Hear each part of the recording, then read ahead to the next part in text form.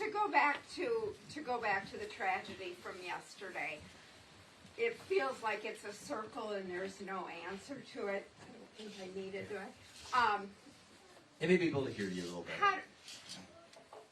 So we've got higher institutions that are cranking out teachers that are woke, and Yes. healthcare workers that are woke, and social workers that are all woke, And military generals and that act military. like they're woke. And who's helping these children? How do we stop that? Is it possible to get the federal money out of these higher institutions that are only seen to exist for that money? Answer, yes. Actually, and I mentioned this maybe earlier before you arrived. That's what shutting down the Department of Education is all about, though. Because it ties into a different reason to do the same thing. $80 billion of our money is going to a federal agency that says you don't get that money as a local school or a university unless you adopt those toxic racial and gender ideologies. And it's worth people understanding where the Department of Education came from in the first place. Its original purpose was, after the Civil Rights Acts, to make sure that Southern schools in certain Southern states weren't siphoning money from predominantly black school districts to white ones. That's how it began. But somehow that morphed into saying that you don't get this money unless you're adopting toxic racial and gender ideologies in your schools.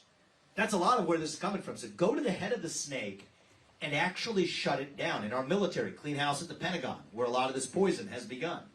At the FBI, I would just say incremental reform, shut it down. Take the 20,000 bureaucrats and send them home.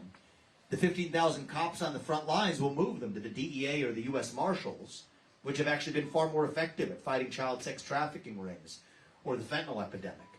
So you have to be willing. It starts with, wokeness begins with bureaucracy, actually. Get in there and shut that bureaucracy down. The rest of it automatically melts away.